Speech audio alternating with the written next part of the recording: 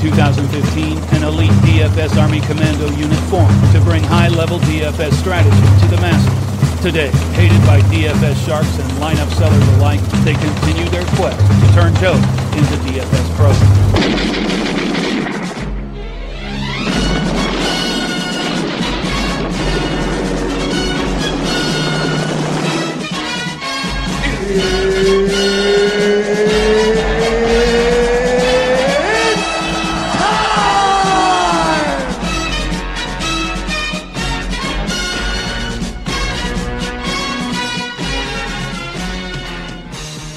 Good afternoon, everybody. This is your DFS Army Daily Dispatch, brought to you by DFSArmy.com, and I am your host today on this beautiful Wednesday, BoomersDaddy, and joining me is the one, the only, the guy that I'm jealous of because of his hair, Mr. Bear. What's up, brother? I'm doing good, man. How are you? Oh, just working it, living the dream, and cussing out John Wall is a normal Wednesday. Yeah. So it's just, John Wall, thank you so much. You've just created the ultimate chalk slate. Now we've got to decipher this and figure it out. So that's what we're here for, isn't it? Yeah. I do think that people tune into us for our good looks. But, it's one of those things like we've got to sit here and think about, what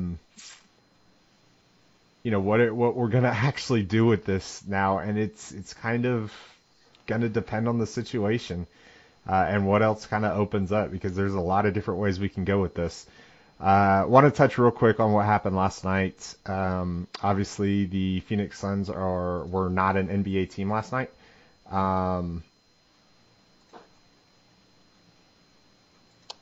Yeah, particularly not in the first quarter. Oh, God, yeah. And it's one of those situations where, like, it makes you start to kind of second guess trying to predict blowouts or not. But you could say the game was going to get out of hand, possibly, with no Booker, with no Warren. But I don't think that you could honestly, in good conscience, and feel good about it, say that you expected the Sacramento Kings to be up by 30 in the first quarter. Yeah. Well, I mean, obviously not to that extreme, right? But I mean, just personally, outside of a few blowout pieces, I didn't really touch that game. And primarily because I knew that game, if you take a look at, 5 games total, 6 games, whatever it was total, that was going to be the highest owned game. And to me, it looked like the absolute ugliest game on the slate. So, obviously I didn't expect it to be that big of a blowout. But,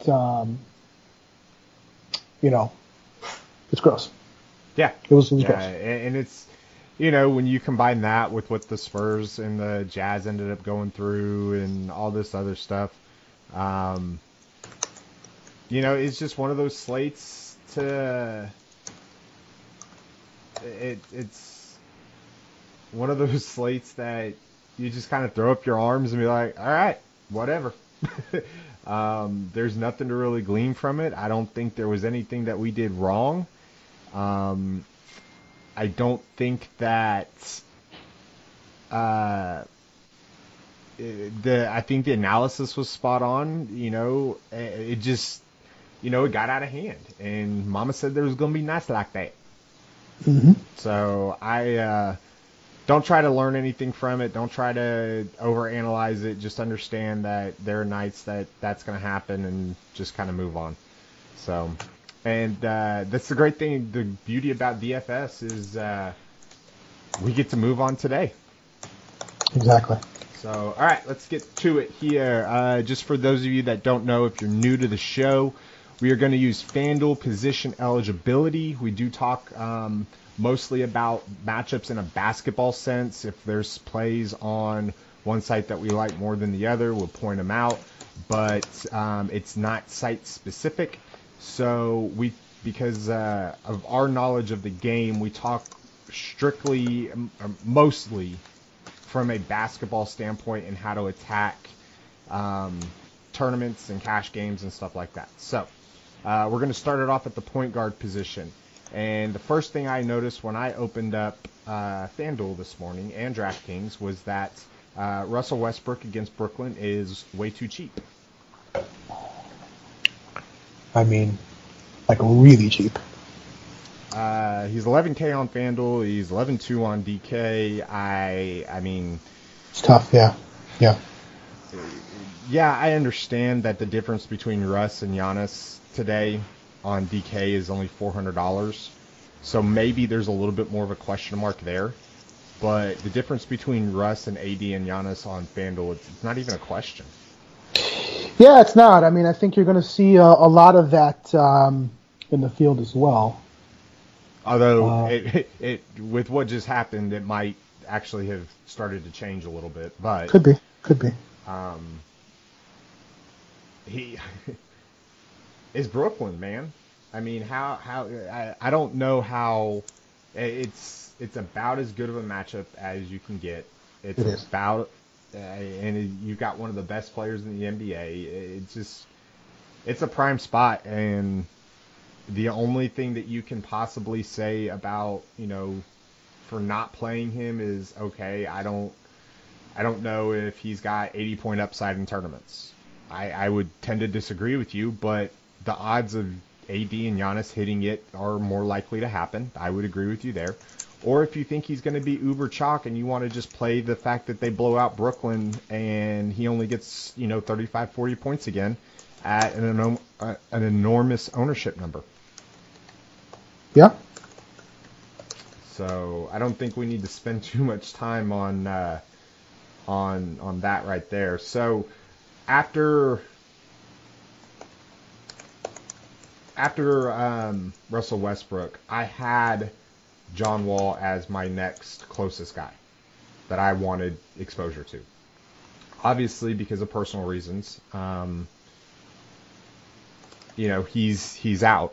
So that would automatically, just out of, default, it puts Steph Curry right there in the mix. Yeah, man, I've been looking at him too. It's, it's nice. It's nice. You're going to see a lot of people paying down today for, Satoransky, which we'll get to, and at the shooting guard, Rivers we'll get to, but I don't mind Rivers nearly as much, but in tournaments, I think the play is to pay up here for both point guards. Yeah, it's not bad. Not bad at all. It's just kind of one of those things, like, you can definitely pay up for both point guards and feel pretty comfortable about your lineup. There's enough value to go around. I tend to think that point guard is kind of like an open position today because now of the value that's out there, because of some of these mid-range plays that we're going to talk about. And it's really hard. The default roster construction is probably going to be to go high-low, just because when you pay the mind throws out there, when I pay 11K for a guy like Russ, I need to go save some money now, So I'm going to go all the way down, and I'm going to go get a Satoransky. I'm going to go get another guy that we'll talk about here shortly as well. But in tournaments, I've always loved the move of paying up for two ball dominant guards, guys that can go off. It's going to take me, over $20,000 to do it on FanDuel, but there's enough value at a lot of the other positions today that I'm not really worried about what the rest of my lineup's going to look like. Yeah, pretty much. So we got through Russ, we got through Steph. Mike Conley. I love Mike Conley. I love his season. I love his upside. I really don't like that he's going to be facing one of Avery Bradley or Patrick Beverley the entire night. Now, we've seen Conley be able to do well in bad matchups before, but I don't think he has the upside with those two guys in his face all night long. So that's a no for me. Now, can you play him in cash? Yeah, probably. He's not going to bust. He never does. But I don't see the 55 plus that I want in tournaments with those two guys that I need. No, I don't. I agree with you. Even with everything that I went through last night, Mike Conley was kind of a hard pass for me. He didn't make my initial player pool. Unless something happens in this game to where, now I do like pieces of this game. I don't want people to think that I'm fading Memphis completely. Oh yeah, absolutely.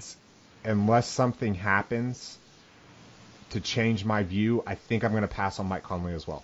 I would much rather play Kemba Walker at 9K. I would much rather play Kyle Lowry at 8K. Yeah. There's a lot of guys in this mid-tier range below the 9K mark that I would much rather have. Yep. Okay, so let's talk about Kemba Walker here real quick. Sure. And then we'll move on to one of the hotter topics of the morning so far. Kemba is going up against Minnesota. Mm-hmm. He's going to see a lot of Jeff Teague, who's a capable defender. He's not great, but he's capable. Mm-hmm. That with the amount of usage that Kemba has, and the amount of shots that he's taking, and the way that he can, keep other teammates involved this season, I don't think he's going to be highly owned because of the price tag, and there's this narrative about Kemba at home or not at home, and they would be right. Kemba does perform a lot better at home, but you can say that about 80% of the NBA. Sure. I don't mind going to Kemba in tournaments tonight at all. I am, for what it's worth. There you go. Spoken like a true hero. Let's talk about Ben Simmons real quick. Actually, not real quick. This might take a second. Okay. There have been... Okay, so let's set it up here. Yeah. Ben Simmons is a big Drake guy. This game is in Toronto, so Drake shall be there. I can't believe we're talking about that. I just bring it up for the answer because, I invited him on to debate this topic. Who did you invite on? The answer. I said, hey, if you would like to come on the pod and debate the viability of Ben Simmons tonight, then be my guest. And where you at, bro? Where you at? I never got the answer back. Okay, so let's set it up here. I just threw the Drake out thing because he did. The total's 229. The spread is 6.5. So those are all things in favor as far as DFS Gold. The problem with this is that, in my opinion, I think Ben Simmons is overpriced for this matchup. Normally, typically, we do not target guards against the Toronto Raptors. Ben Simmons is not your traditional guard. Therefore, it would appear that you could normally, it would play into the hands of Ben Simmons and the Philadelphia 76ers. However, there is this little problem of elite defenders and a very, very good defender that can guard long wing players in Kawhi Leonard, OG Anunoby, and Danny Green. I honestly don't think that there's going to be a total of 5 minutes where not one of those three is on him the whole game. Yeah, probably. If I'm Nick Nurse, I'm taking the guy that initiates the playmaking out of the game. If you're going to beat me, I'm going to make Embiid. I'm going to make JJ Redick. I'm going to make Jimmy Butler. I'm going to make all of these guys beat me. Now, the addition of Jimmy Butler does help alleviate some of the stress on Ben Simmons tonight. I'm not denying that. I just think that if Kawhi's on Butler, then you're going to see Danny Green or OG on Ben Simmons. I agree. Or like you said, Danny Green, I think, is more realistic. I could even see Danny Green on Ben, and I could see Lowry going over to Redick. kind of thing. I think Kawhi and Butler are going to be matched up most of the game. And then you've got, the bigs. So, I mean, it makes sense. You're going to have Ibaka and Embiid, going at wits there. So yeah, I mean, it's going to be interesting. I think the biggest part here for me is going to be the breaking down the matchups. That like you said, I do see that everybody sees that size is where you want to attack Toronto because that's where they're I don't want to say lacking, but definitely they're weakest. I mean, when you compare how it is when you've got Kawhi and Green out there and then OG off the bench, I mean. That kind of, perimeter they make it really hard. That's why they're 20-5, man, because they make it really hard for teams to do any damage from the perimeter. Go down low, you can win. We saw Jokic do that, and they came out with the win. So that's definitely the formula that teams with traditional big men are going to start doing. So hopefully we'll see the same here. Oh, man. Whiteside. Just get your story straight before you start opening your mouth, dude. Yeah, I mean, he wanted to just make it. Now it was stomach discomfort. That's what he said. Yeah, he said, my stomach was hurting. Sorry if that makes me a bad guy. Like, oh, yeah, sure. We all believe you there, 100%. Yeah, especially when it's a repeat offender. Okay, so yes, the price is enticing. Yes, the total is enticing, everything like that. I'm not going to recommend Ben Simmons. I'm not going to be playing Ben Simmons. Same. I think that his upside is severely capped unless it's an outlier breakout type game. Which is possible. Oh, yeah. It's definitely possible. I mean, it's very when you've got elite athletes like this, Danny Green gets hurt, and something happens, Kawhi gets in foul trouble, or, OG ends up, whatever. There's a lot of things that could happen. I'm going to take my shot and say I would rather play Kemba at 9K. I would rather play Lowry at 8, Bledsoe. I mean, we could talk about a lot of them. To me, I don't like this situation for Ben Simmons as far as from a DFS standpoint. And so yeah, makes sense. So let's talk about Kyle Lowry here on the other side. 8K going up against the craziness of the actual 76ers defensive rotation. It's really hard to kind of figure out. I think that Redick might be on him a lot and chasing him around, but you're definitely going to see some TJ McConnell on him at times. You're going to see some... in my opinion, Kyle Lowry has one of the better matchups. Yeah, he does. He does. And like we said, this is a very, high totals game, and it's going to be a close matchup. And also, make no mistake, these two teams are very, very hyped up for this game. Like, they really want to play each other because they both consider it a measuring stick for kind of where they stand in the East. These are two of the best teams in the East. So, there's going to be production. And I think it's very important that you have at least two pieces of this game, if not maybe three. But you're just going to have to pick the right spots that you don't, like the only two guys in this matchup that I wouldn't be afraid because their matchup is so bad would be Kawhi and Butler. And those two are the best defenders in the league. I mean, not, top 5 between the two of them. But, I probably wouldn't play Butler because I really like Embiid a little bit too much. But if I absolutely needed to stack another player from Philly, it might be him.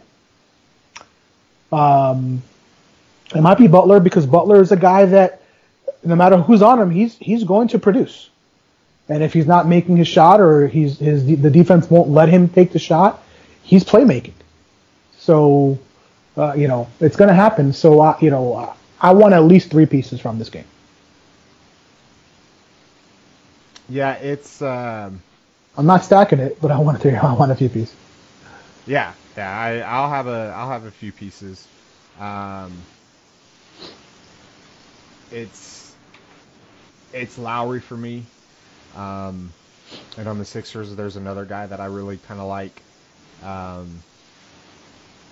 So I'm not that shy away from fading a lot of the bigger names of this game. Like you said, Kawhi and Butler, it's not, these are 2 guys we don't generally target on an everyday basis anyway, so why am I going to target them against each other? Yeah. So it's just kind of one of those things. All right. What's next? Point guards. Let's see here. Trae Young. Of course, when I put him down, obviously he was going up against John Wall. Not that we're scared of John Wall defense at all anymore, because he doesn't try. But now he gets no John Wall, which is an even better thing. Now he's going to get Austin Rivers, who's unless it's the Oklahoma City Thunder, he doesn't really go off that often. But he also doesn't start that often. Yeah, no, I was just talking about generally in his career. Yeah. I love Trae Young tonight, and it mostly has to do with the fact that I think he's going to kind of go overlooked. I could be wrong on hearing this, though. I think he's 100% going overlooked.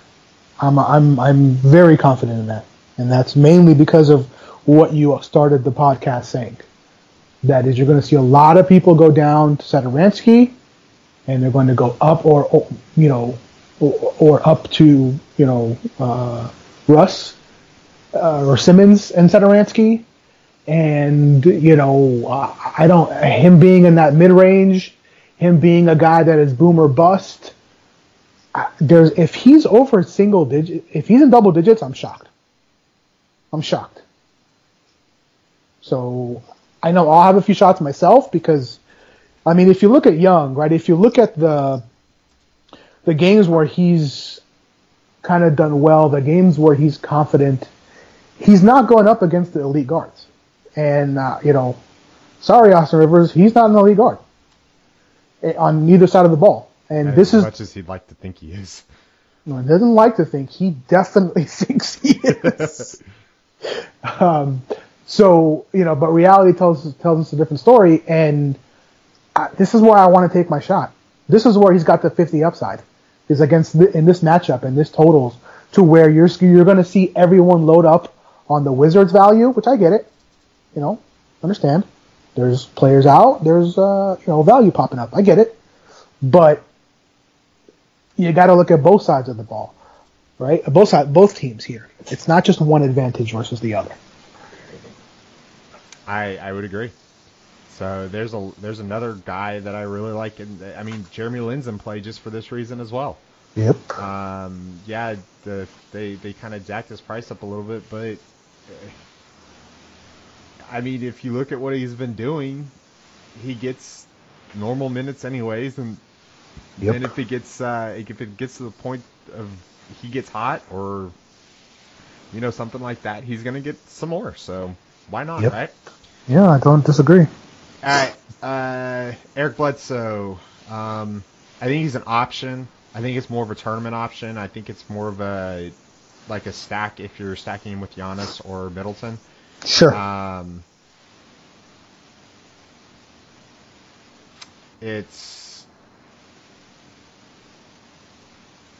If you're wanting to play him naked, I would probably advise against it, because I think I can go get Jamal Murray for better.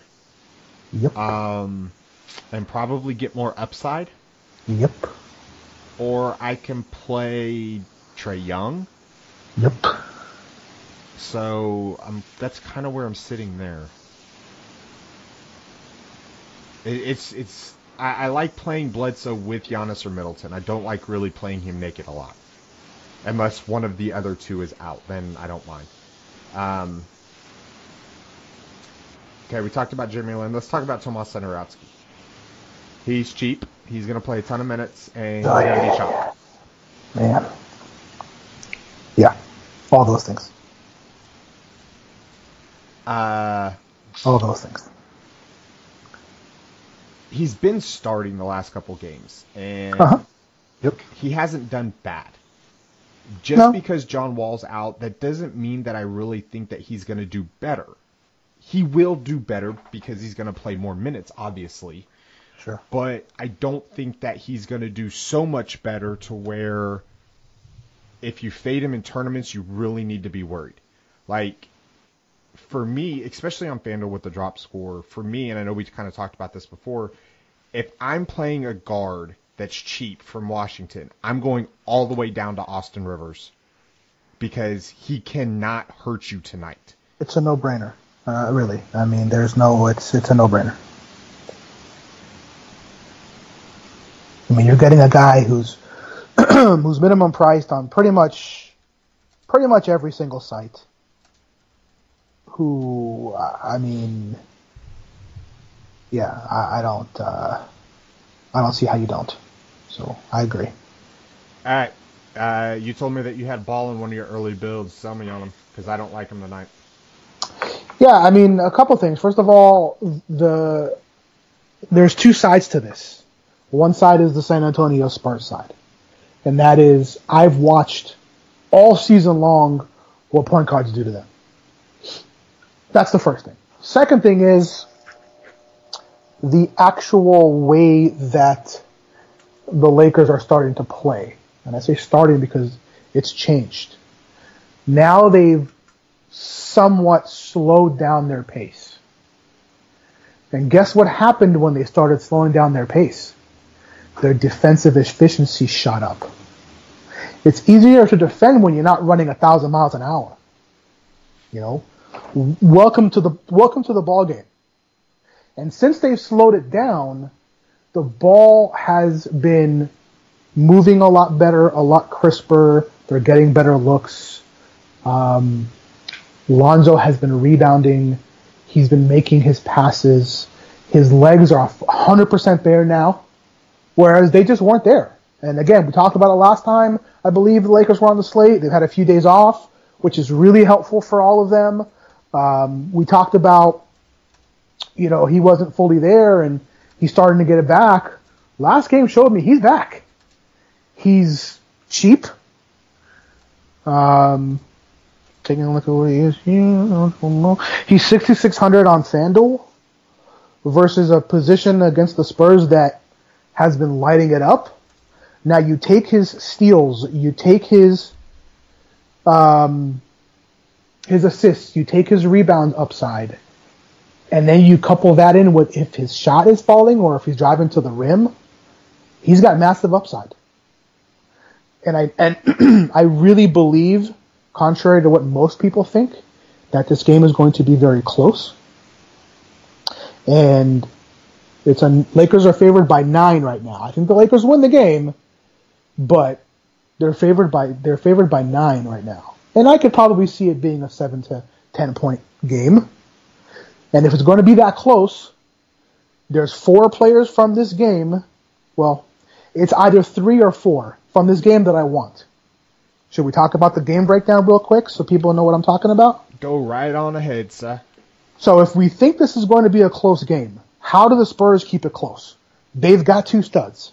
They've got DeMar DeRozan and they've got LaMarcus Aldridge. Yep. And those 2 are going to be doing pick and roll and 2-man game, and most of the shots are coming from those guys. And I know this is going to be asked a couple times. So for those that don't know, they got blown out last night, yes, but they got popped mid-game. Now, it wasn't a bad pop, but it was still a pop. LMA played 24 minutes, and DeRozan played 21. Yep. So it's not like they're coming off of a normal game minutes on the back end of a back-to-back. That is why they're in play. Right. For me. And the way I saw it was, number one, Pop saw the game was out of hand. Guys, he pulled his starters 3 minutes into the third quarter. So it wasn't like they tried, fourth quarter comes around, they can't come back, he pulled them. Like, he was like, you know what? We lost this one. We have a game tomorrow. DeRozan's from LA. He's going to want to play there. I want him, energized, fresh, to have some strength for that game. Go ahead and have a seat. Let's play tomorrow. Let's go for a win tomorrow. So that's how I look at it. Now, so we got DeMar, we got Aldridge. The other side of that, it's going to go one of two ways. So when you're creating your tournament builds, you look at it one of two ways. It's either LeBron goes beast mode and it's all him, or it's going to be Lonzo Ball, pieces. Brandon Ingram, Kyle Kuzma, Josh Hart, right? Some of those guys. And for me, I'm not playing Ingram and Kuzma. It's either going to be Lonzo and Ingram or Lonzo and Kuzma if I'm not playing LeBron. So that's how I'm looking at it. If it's going to be a tight game, those are the main pieces of this game that I want. I'm still not able to play McGee because since Chandler came in, they pretty much split time. I mean, JaVale gets a little bit more. But, with Aldridge there at the 5, they're only going to have one of those two guys, and the rest are all going to be small. So, it's Forbes and Derek White and Patty Mills and Rudy Gay and DeMar DeRozan, and it's basically LaMarcus and a bunch of ball handlers, right? From that point on. So, it'll be McGee matched up with him with Aldridge, and then everybody else is pretty much going to be running and gunning. So, I like that game. I really do. Yeah, I mean, it's hard not to like it. It's got a, reasonably high total. It's, should be a close competitive game. This game went to overtime earlier in the season. It's, and if LMA and DeMar DeRozan are, rocking, then it should be a close, nice game. It's one of those things that I get everything that you're saying. I'm just not quite sure that on today's slate I want to take that chance with Lonzo Ball. I got you. I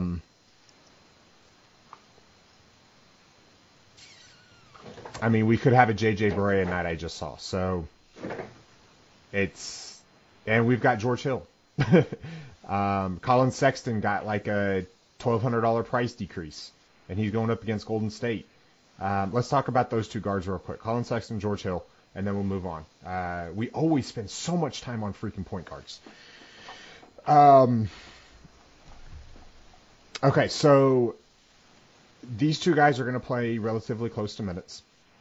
We talked about it a little bit the other day. George Hill is going to run more of the traditional one point guard spot, and Colin Sexton is going to work off the ball a little bit, or a lot of it, and he can still make plays. At 6K, I didn't like him, but he's now 4,800 on FanDuel. George Hill is 4,100. This plays out to be a higher scoring game. Obviously, when Golden State comes into town, you've always got to take a little bit into the factor of the blowout, but yeah, when you're talking about two cheap guys like this, if you're going to play the blowout card, I think you have to play Colin Sexton. If you're playing the who's the better play in this situation, I think it's George Hill. I don't hate it, man. I don't hate it. I like guards that are going to have the ball in their hand, and when you were to talk to me about a cheap guard and even roster construction, we were talking a little bit earlier about possibly paying up for both point guards and just skipping all the chalk down there with Satoransky. You could even go Satoransky and George Hill and just pay up everywhere else. I mean, it's not a bad option. No, I don't hate it. So, All right, let's move on to the shooting guard position here. Bradley Beal takes over the top spot of the day. Pretty much. That's Pretty much. not hard. Yeah. I mean, Bradley Beal without John Wall, it almost becomes an auto play now. If you want to fade due to tournament or ownership, then you're more than welcome to. But man, the one good thing about Wall being out today is the fact that it lowered DeMar DeRozan's ownership. Yep. So that's exactly where I'm going. And you can stack them if you want. You can stack Beal and DeMar. I'm okay with that. Yep. But if you recall last year, I mean, there was obviously a much larger sample than this one game because Wall is not hurt here. It said personal. Yeah, what that means, obviously we don't know.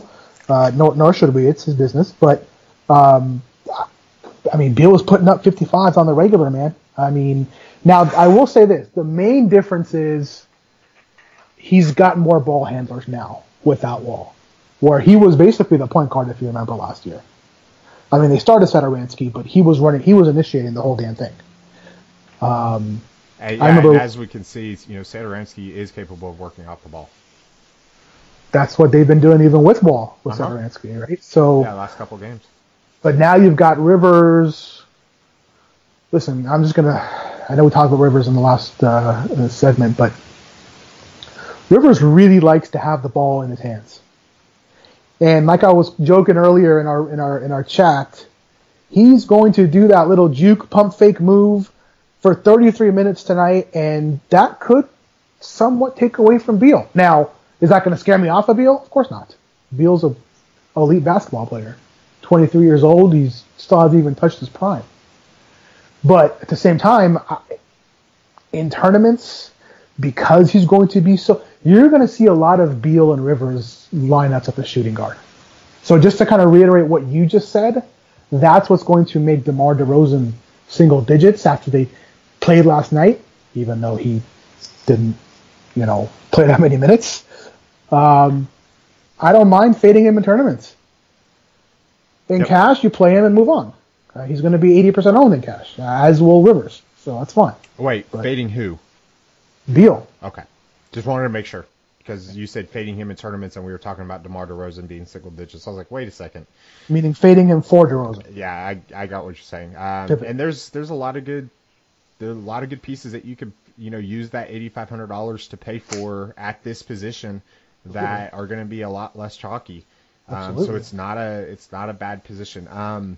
Okay, so last night you talked to me a little bit about Jrue Holiday. I said absolutely not. Absolutely not. Yep. At 9,600. I don't care if Mirotic is in or out, and here's the reason why. With Dennis Smith Jr. out, I don't think this is the last out that we're going to see for the Dallas Mavericks tonight. Rick Carlisle has a habit of kind of punting games after tough games on the back ends of the back-to-back. Yes, it's at home, but that doesn't really make a difference to him. He's done it against Oklahoma City. He's done it a couple times. He's done it against every team. Yeah, he's done it numerous times, and I just have this weird feeling that some of these guys are going to get X'd out, and they're going to get 4 days of rest before they tackle their next part of the schedule. Yeah. And the case is usually me talking you into stuff, and you definitely talked me into kind of stepping out of that game completely for that reason. Again, I got to see what happens here, because it looked like earlier today Doncic was probable, but Dennis Smith Jr. is questionable. And so, I got to agree with you just because I know the way the Mavs work. So it's going to be. I'm probably going to lean on the side of, Kleber, Powell, Dennis Smith. Who knows? Maybe even JJ Barea might not be playing, and then that's the case. Maybe you want to look deep at the bench there for the Mavs for like a value punt play or something. But outside of that, I probably won't either. I could even see DeAndre Jordan DeAndre Jordan plays every game as many minutes as he possibly can, barring foul trouble. But I could even see Rick Carlisle saying, hey, you know what? You're not a young pup anymore. I don't want to call him old because he's younger than me. You're not a young pup anymore. We have still a long schedule ahead of us. We're playing very, very good basketball right now. We're actually in the conversation of surprising a bunch of people. I mean, if you look at the teams that the Dallas Mavericks have faced and beaten, like, it's impressive, man. It's impressive. And they've had the toughest schedule so far in the West. They have, at the beginning of the season, it was the overall number one ranked toughest schedule out of the Western Conference. And for them to be where they are is amazing. They're playing very, very good as a basketball team. Other than Doncic, there's not a lot of, like, out of this world talent. And I would even argue that he's not even out of this world talented. I would just say that he's a really, really, really good basketball player. Yeah. Yeah. It's just, that's a situation I'm waiting to get more clarity on, again, like we were last night. But as of right now, if everything stands pat, I'm very, very, very scared to roster any Dallas Maverick not named, insert backup here, depending on the news. So let's just look at this real quick. They beat the Blazers. They beat the Clippers. They lost to the Lakers. They beat the Rockets. They beat the Celtics. They beat the Warriors. They beat the Jazz. They beat the Thunder. And there's other teams that they beat here, but those teams suck. Like, I'm not going to tell you they beat the Knicks. So both they actually lost to the Knicks, but they beat the Wizards. Like, everyone beats the Wizards, right? So those games I'm not even talking about. They beat the Wolves. Like, they beat some really, really, really, really good teams. They lost to the Grizzlies. Grizzlies are a really good team. They lost to the Lakers. The Lakers are playing phenomenally well. They took one loss to the Jazz here, but they also beat the Jazz prior to that. They took San Antonio to overtime in San Antonio. Yep. I mean, and this is a team, if you recall, and I know that you do, this is a team, if you recall, was projected to be in the lottery. Yeah. And they're only, I say only, but they're 12-10, which is not, listen, it's not, oh my God, but from a team that's supposed to be to the lottery that's now 2 games over 500 and playing incredibly good ball. And why they've been playing good ball? Because they woke up. What do I mean by that? Well, they're starting to realize how every component of a team needs to play. Because, and I know a lot of people aren't going to agree with me on this. A lot of it is Doncic. It is. Because Doncic gives them another threat that the opposition has to be concerned with. Luka Doncic is everything that they paid Harrison Barnes to be. Exactly. It's like he's so important to that team now because of just how, and we've been talking about it since Steph came back. It's the spacing that he allows them to play with that makes them just a much, much better team. He starts at the power forward, guys. He's a guard. Yeah. They start him at the power forward. I mean, that's a mismatch for any team every night. So, yeah. That's kind of, if you want to talk about a murderer's row in the Western Conference, going through Oklahoma City, Utah, Golden State, Memphis, Boston's not in the West, but they're still a high-quality basketball team. Houston, the Lakers, the Clippers, the Blazers. Like, that's about as murderer's row as you can get. Portland. And, that's why I said the Blazers. Oh, okay. And they did this all in the span of about 20 days. Yeah. They did this all in the span of 24 days. I was just more taken off guard that you started with the Thunder. You could even go back to that, but they had 3 days rest between the Jazz game and the Thunder game. That's why I started that. Sure. They're about to get 3 more days of rest. Like, yep. It would. I'm actually surprised that Luka Doncic is probable, to be completely honest. Now, it wouldn't shock me if he goes the other way real quick, but Or if he plays a little bit and the game gets out of hand and he plays 20 minutes, right? Yeah, exactly. So I think we both agree that this game is almost untouchable. Yeah, and I'm hoping it garners a ton of ownership, frankly. So that's where I was on Drew last night, but Not as much right now after looking over some things. I don't believe so. Let's talk about the man that we've been talking about pretty much for the last 2 days. Oh, man. And go ahead. When I say 2 days, I mean in terms of like behind the scenes with the DFS Army's NBA coaching staff, and we do a lot of brainstorming and game theorizing and throwing out stats and numbers and all kinds of stuff behind the scenes that a lot of our members and certainly our podcast listeners don't get to see. And it's better that we keep it that way, because all you want is our final result. you don't want to see the conversations to get there. But I think we're all really liking Chris Middleton in this game. And if we could just give the folks a little bit of a background as to why. So there's actually 2 parts here that it just makes it so intriguing. Number one, Detroit's his old team. Our resident Buck expert, Loosmeister, was very, adamant about telling us that it wasn't a very good ending with them. There's a lot of bitterness there. So that's the first part. I love that stuff. Second part is just like with LMA versus Portland, right? Like I said, go play him, and he took off.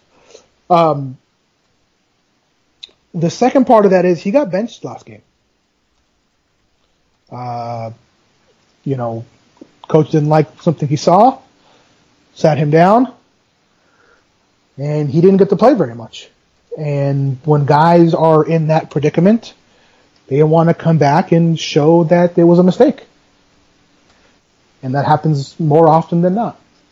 And so I also think that you're going to see a lot more. So if Middleton is more than 3% owned, I'm completely surprised. Yeah, I'll be shocked. So factor that in there. So if you want to go from Chalky Beal and tournaments, talking about here, from Chalky Beal and Rivers to DeMar and Middleton, you might be the only one in your tournament who does that. Yeah, my favorite pairing right now for tournaments is Middleton and DeMar DeRozan. Yes, sir. DeMar DeRozan's been on this for since last night, and it's hard for me to get off. And no matter what's going on right now, it's hard for me to get off. So yeah. Anyways, we need to move on. We need to get going on this small end. We've talked about Austin Rivers. He's going to get a major boost with Wall out. Wesley Matthews, I think we need some more clarity if, what's going on in the Dallas situation like we talked about. Malcolm Brogdon, to me, he's kind of outpriced where I want now. Dennis Schroeder against Brooklyn, I guess, could be in play. I want to talk about, obviously we know that Klay Thompson's in play. We know that... Always. I want to talk about Jeremy Lamb. I don't know what to do here. There's other pieces I like of this, and I don't want to be overexposed to this game to the point to where I'm going to regret. Yeah, I hear you. Or miss out on lower. I completely understand. So where are you looking? For this game? Yes. Well, you kind of talked to me a little bit onto Bridges. I'm looking obviously at Kemba. I want to have a little bit of exposure to Lamb. I think the only guy that's really not in play for me is probably MKG. Okay. If Cody Zeller plays, I might have some interest there on DraftKings, just because I can fit multiple centers in. Probably not on FanDuel. Like, the Wolves don't play defense. They can't play defense. Like, they're physically inept of playing defense outside of maybe like a Taj Gibson or Malcolm Brogdon. And even those two don't play great defense. So why am I falling in love with these Hornets? Is it because of their price? because roster construction is not leading me there, but I'm feeling like I'm like missing out.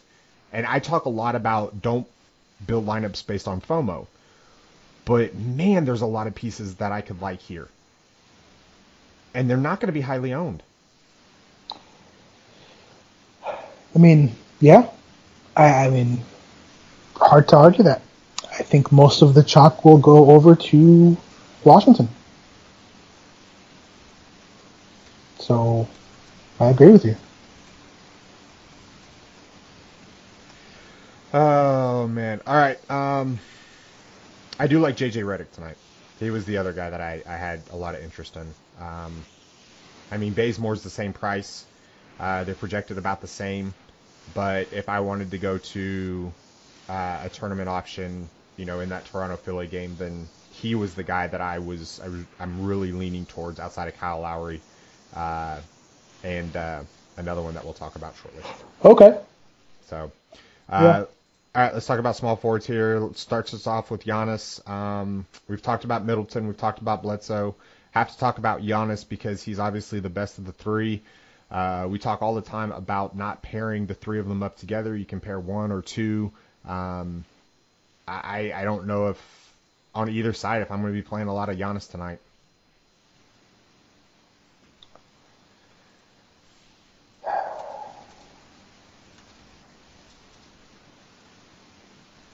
I don't know. I mean, I think I'm probably with you, although I'm going to be playing some. I can't rule out not playing any. I'm going to have some. The question just becomes how much. The question becomes, you know, how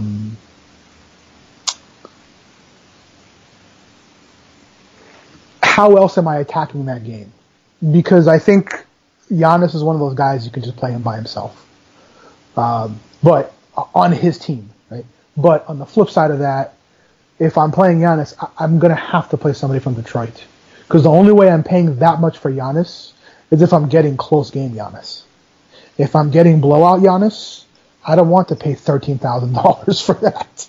Like if I'm paying 12-7, I need 65 points at the bare minimum. I think that with that perception, you know, you just saw what the Thunder did against the Pistons. I think it's going to be a lot tighter than that. Obviously, it's not hard to be. But, I mean, I'm not saying that Giannis is a bad play. I'm not saying that he can't. I want Middleton, and then I want other guys. And the way that the roster construction is leading me to is not leaving me enough to go get Giannis. Yeah. I don't have the infinite, you know, cheat code for Fanduel or DraftKings that say I want Russ and I want Embiid and I want George and I want Giannis and I want Beal and DDR and Middleton. I can't build that type of lineup. I can, but it's not getting submitted. You know, so possibly Drew if Mirotic is out. Like, it just, you don't have, for me, in the way I'm building, it's not working. So, and I'm not saying that there's not enough value to do it, because there obviously is. With this news of Wall, his ownership did go up because at first we were scrounging for value. Now we've got it, and we're not even halfway through the day yet. So that's just, he's firmly in play, just like every day. We talked a little bit already about LeBron James and how we kind of think that you need to play him and the Lakers. So we won't touch on that again. We talked a lot about Kawhi Leonard and Jimmy Butler. I'm trying to speed this up a little bit, if you can't tell. Things that we've already touched on earlier, we're not going to really touch on again. Let's talk about Kevin Durant. His price went down a little bit. Yes, Curry's back, but we saw that, you know, Curry actually, yes, he didn't put up 51 points. He didn't have a 40% usage rate. But he still did very well in 3 quarters against Atlanta. This is going to shape up to be a lot. I would say if I was to bet on the game outcome, I would say it's going to mirror a lot like Atlanta, just because I don't think that Cleveland has the horses to kind of push back with them. Now they've got more horses than Atlanta does, but Yeah. I don't think that, and they're going to play hard, but Durant's not off the table just because Curry's back, guys. Oh, God, no. But here, he's also not an autoplay either, like he was. Yeah. So that's kind of the thing. He's priced the same as LeBron on FanDuel. I mean, $100 apart. So for me, it's the same. So, if that's the case, then, why wouldn't you look at,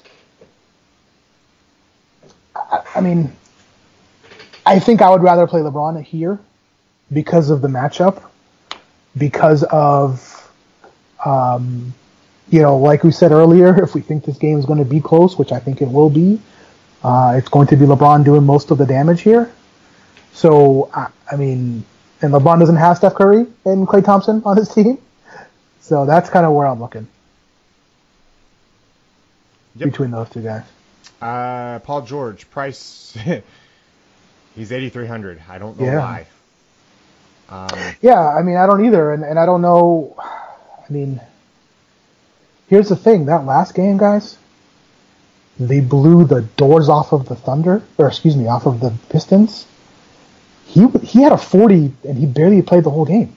Yeah. Like, he was on his way to, like, a 65. I think he played 28 minutes. The game wasn't close. When I say it was, like, 30, it was ugly. Yeah. And that's why his numbers only reflected that. So keep that in mind. George is sneaky. Yeah, George he is. Sneaky. I love Paul George, and I even love pairing him up with Russ in tournaments. I don't know if I can do both.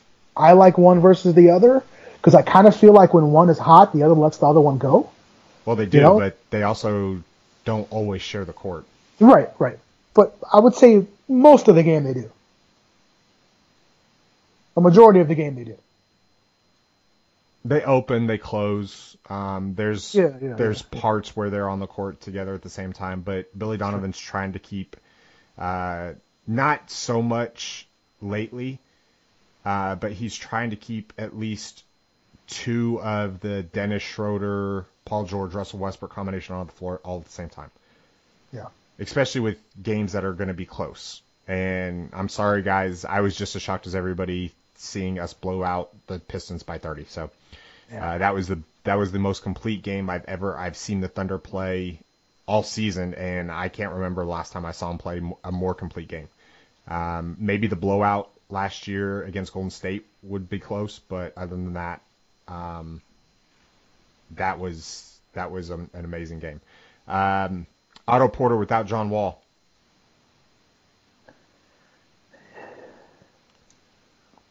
I think I might want to pay down like 3,000 and go over to Oubre. I don't like the spot. I don't dislike the spot. It's a fantastic spot. He's just overpriced, I think. Like I need to expect the 55. I don't want to have to do that from Otto. So when you've got Rivers and Satoransky and Beal and Markieff and other guys that can do it for him. So and Oubre. So I don't know if I'm willing to pay that. Yep. All right. There's a nice little combo down here at the bottom that there's about 10 guys all around the 5K range, the mid-tier to value option range that I've got a little bit of interest in. You mentioned Kelly Oubre. I think Kyle Anderson's in a good spot tonight going up against Gallinari. We don't normally, recommend Kyle Anderson, but we do like him in these pace-up spots, and tonight's one of those spots. I think Nicholas Batum is interesting. Not good, interesting. DeAndre Bembry with Taurean Prince out is more of a DK play for me, where he's 3,700 compared to the 5,200. Miles Bridges, he is. You had to talk me on to this guy, and now I can't get him out of my builds. You're welcome. Yep. Joe Harris is probable for tonight, so he's going to be back in the fold. Etuan Moore, if Nikola Mirotic is out, you could throw in Juancho Hernan-Gomez, tonight since Gary Harris is out. And then who knows what Pop's going to do with the Davis Bertans, Dante Cunningham combination. So Yeah. Those are all guys that we're kind of looking at right there. Yeah. Let's move on to power forward here. And kind of go through there. Anthony Davis, obviously we talked a lot about that Dallas game. Tournament play only for me because of the situations that we've talked about. Same for you? Yeah, I mean, pretty much. I mean, it's I don't even know if I don't have him in a single tournament. Yeah, I don't have him in any builds right now either. The only Pelicans I have, man, are some bench players. So Darius Miller, that kind of thing. Yep.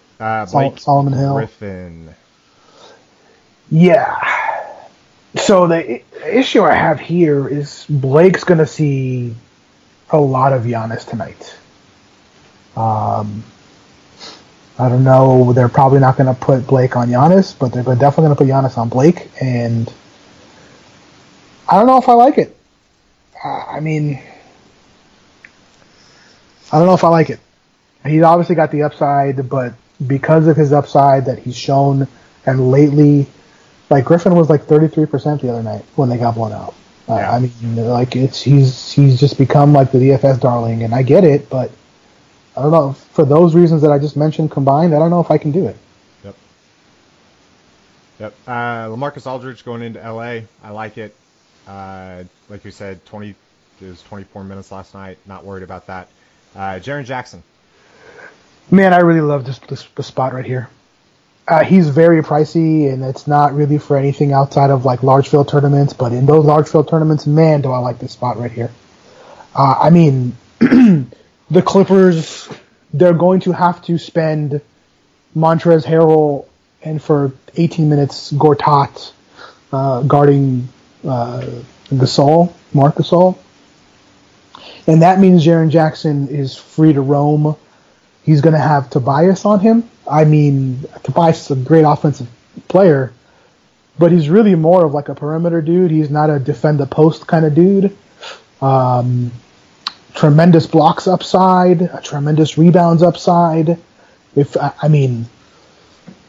is about as good a spot for Jaren Jackson as it gets. Yeah, I think he's a better DK play, obviously, with the $1,100 price difference, but he's going to go virtually overlooked and unknown because nobody's going to pay $7,600 for Jaren Jackson on FanDuel. 100%. Aaron Gordon on the back end of a back-to-back going against Denver. Paul Millsap. He's going to be dealing with a bunch of them guys. I don't know if this is a spot I really want to attack it. He's kind of the same. Like, when I look at Aaron Gordon, I look at John Collins today, I kind of feel the exact same about them. Like, they're good players. They could go off, but I don't know if I want to I don't know if I want to put any sort of, exposure on them. They're options, but they're not making it a lot into my builds. Like, outside of LMA, I'm paying down at the position. Yeah, at least going below the 7K mark. That's the sweet spot, is below that 7K mark. Let's talk about some of these guys. Pascal Siakam is one of those guys for Toronto I love tonight. Yeah, so you and I talked before we hit record. I think a lot of people rush and run over to Ibaka. I like Siakam. Yep. A lot. It's a little bit of the reasoning.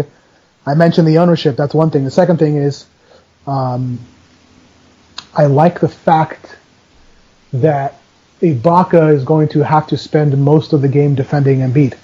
Mm-hmm. And I'm not worried about Embiid defending him, but I'm worried about him defending Embiid. That is a really, really tall task to ask of anyone to do. And I think that leaves Siakam to kind of roam and rebound and dunks and shoot and do whatever the hell he wants. Yep. Basically. So, yeah, I like that spot for him. Probably the chalk play tonight against or under 7K is probably going to be Markieff Morris. You're going to see a lot of him tonight as well. Oh, yeah. Against Atlanta. That's just, you want to know where the chalk is, go look and see if Atlanta's on the slate, and then follow your nose. I love Jeremy Grant tonight against Brooklyn. I love him in these high-paced, fast-paced tempo games, and we're talking about a guy that's 5K. I'm like, are you kidding me here? He's going to play 30 minutes? He's going to play 30 minutes. He's been Fantasy-wise, he's been bad lately, so that's why he's priced down. He had an amazing game the other night, but everybody kind of had an amazing game the other night. And they went overlooked because of that exact reason. Yeah. That was the night that Beal put up 55, and D'Angelo put up 50-something, and Jokic put up 60-something, and Drew put up 70-something. Yep. That was nuts. I had pieces of all those guys, by the way. But, I mean, I think I'm with you. I think I would like to play some Russ and Jeremy Grant together. Because it's funny, man. I've been looking at Jeremy Grant all day. So, I'm in the same boat there as you. He's definitely a tournament-only play, but I like it. I think he's got the upside. I think, he's going to be facing a smaller power forward in Hollis Jeff. And that's really where I think he thrives, is that kind of matchup. So, yeah, I'm on the same page there. Yep. All right, let's move on to centers here real quick. There's not a lot of them, but there's a little bit to kind of unpack. And a lot, man. This is for FanDuel players. This is just what makes or break your lineups every night. Yeah, and I have outside of a couple guys, I really don't know what I'm going to be doing yet. I've ended up anywhere from Embiid all the way down to Cody Zeller so far. It's been that wide of a range that I could, see myself being in. Yeah. So I think with all of the value coming out of that Wizards Hawks game, you're going to see a lot of people go to Embiid. On top of that, not just because of the value, on top of that, everybody just saw what Nikola Jokic just did to Toronto. So, Embiid is not any less of a player than Jokic is. They're different players. That's kind of what I was getting to. Embiid can still pass. Embiid can shoot the three. Embiid loves going down low. Embiid can dribble. He can do all kinds of stuff. So in that sense, they're kind of a similar player. And so, the way I look at it here, I don't know that I can not play him like a significant amount.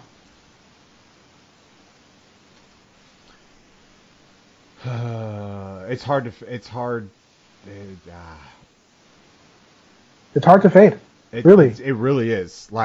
And you could make a case that, there's no case. Karl Anthony Towns is in a better matchup. Now it's slightly better, but it is a better matchup. It is better. I agree. And then you've got, for cheaper, you got Marc Gasol against the Clippers, who's in a better matchup. You got Nikola Jokic, who's in a better matchup.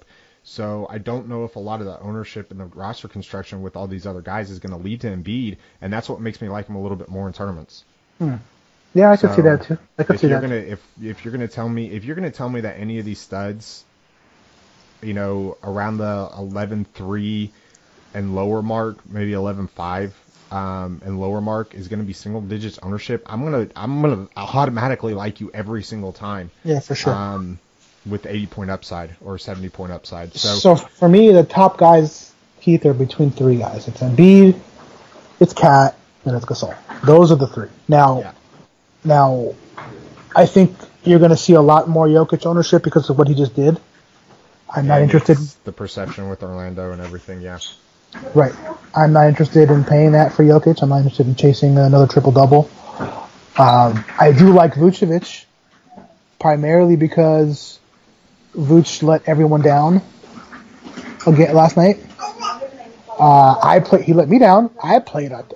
I was basically a Vucevic to Miles Turner away from taking down a Q last night. That's how much you let me down.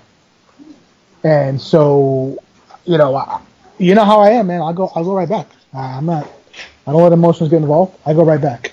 So, I'm going to be playing some Vooch as well. Now, sorry, your turn. Anything you want to add to that? No, I mean, I agree. I'm not saying that, Jokic doesn't have the ability to pay off that 9.4 because obviously we know, but in the flow of the offense, the way it's being ran right now, he goes possessions without touching the ball. Yeah. And it's multiple. And there's sometimes where he'll go almost a half a rotation without touching the ball. And it's mind-boggling how your best player can go a half a rotation without touching the ball. I don't care what position he's at. Yeah, I would agree with you with all those other ones. Yeah, I mean, I was going to make a joke somewhere there about Gary Harris being their best player. But, so yeah, I mean, listen, I got to agree. I'm not playing him. I don't think I have a single build so far with him because of the price tag. If I'm going to be paying, in the mid-9s, I'm probably going to go over to Cat. So, or Vooch. That's where I am. Steven Adams, 7,700 against Brooklyn. Easy cash play. Yeah. I don't think he's got 60 upside, obviously. He can get to the 50s, but he's going to give you a solid 40 to 45 to ish range.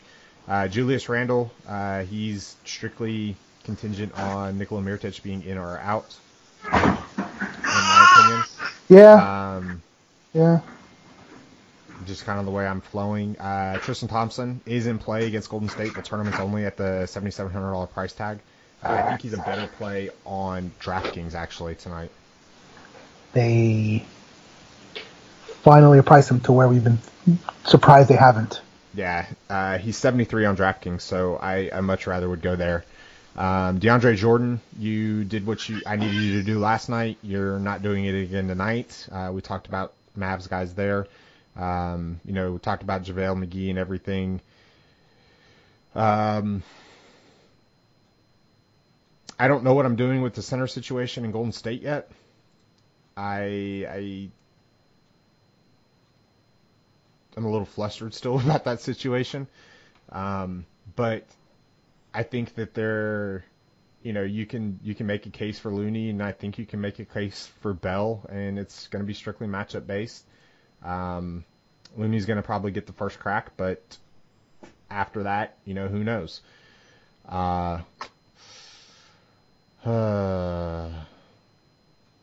Brook Lopez. He seems to have very, very good success against Andre Drummond. And a lot of centers do, but Drummond is... in different ways. Yes. Drummond can't guard the perimeter, and that's pretty much what Brook Lopez does. I think if you're building multiple lineups and you are, and it's a larger field tournament, I think that you'd be doing a disservice if you didn't have a couple or, a smaller 10%-ish share of Brook Lopez. And I'm talking like 10% at 150 lineups. Yeah, I'm with you on that one. I think, that's what I'm doing. He's going to make Drummond come out to the three-point line and where he's not comfortable. And, yeah, it's going to be a problem for him. So I'm with you there. There's another guy in this range that I can't seem to get away from, and I don't know why, but I just love this play so much. Actually, I do know why. It's because this game has so much chalk to it that this is the one guy from this game who won't be chalky. That's what I love about it. Dwayne Dedmon? Yeah. Yeah, I can see that. Yeah. Can definitely see that. So, all right, any final words? No, sir. Alrighty, for myself, for the DFS Army, for Bear, we gone. Peace out.